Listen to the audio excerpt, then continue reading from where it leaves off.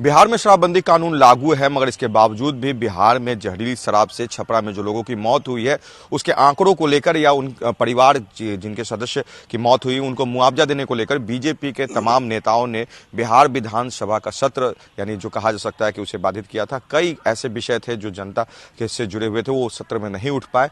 हमारे साथ कांग्रेस विधायक दल के नेता अजीत शर्मा जी हैं, उनसे हम बात करेंगे कि जो लगातार इस विषय पर विपक्ष की तरफ से मांग की जा रही है उस पर सरकार किस तरह से विचार।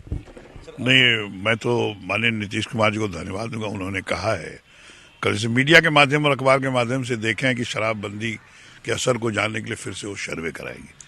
बिल्कुल ठीक बात है।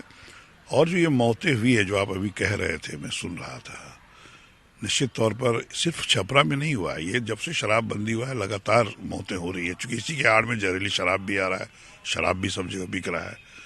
ये मेरा भी मानना है। और अगर माननीय मुख्यमंत्री ने कहा है फिर से सर्वे कराएगी जानने के लिए, तो ये बिल्कुल सही काम है। अजीत जी, 38 सरकार की तरफ से आंकड़ा बताया जा रहा है, मगर जो वहाँ पे जो विपक्ष गई है या जो भी लोग के बातों से सामने बातें आ रही हैं कि लोगों की संख्या बहुत ज्यादा है मरने वाली, इस पर क्या सिर्फ सारण के और छपरा की बात क्यों करते हैं? पूरे बिहार में जब से शराबबंदी तब से तो 100 से ऊपर मौतें हुई है।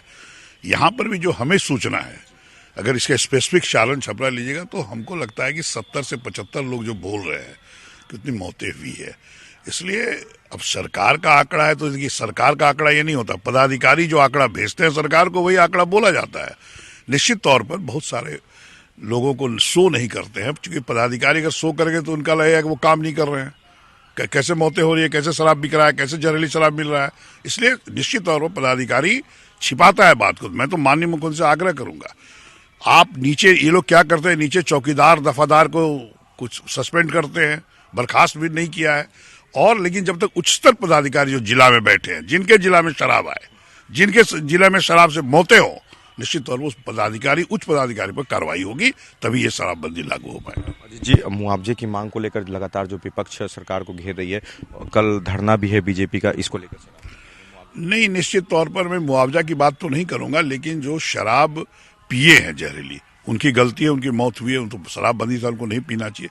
लेकिन जो उनकी पत्नी विधवा हो गई या बच्चे अनाथ हो गए, निश्चित तौर पर सरकार को उसकी मदद करनी चाहिए। मुआवजा सब तो सही नहीं है, लेकिन अगर सचमुच के परिवार में कोई नहीं है देखने वाला, पिया तो उसका पति, पिया तो उसके भाई अगर कोई होंगे, या पिता ने पिया, गलती तो उन्होंने की, उनकी मौत हो गई जो उनको नहीं पीना था।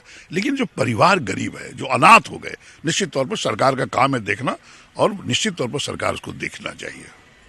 कांग्रेस विधायक दल के नेता अजीत शर्मा जी थे, जिन्होंने कहा कि बिहार में शराबबंदी कानून लागू है, सरकार इस विषय पर तमाम तरह की जो कार्रवाई हो करे, मगर पदाधिकारियों पर नकेल कसना बहुत ही ज्यादा जरूरी है। जबकि ऊंचे पदाधिकारियों पर कार्रवाई होगी तब जाकर जो है कहा जाता है कि बिहार में शराबबंदी कानून पूर्ण रूप से सफल साबित हो सकती है।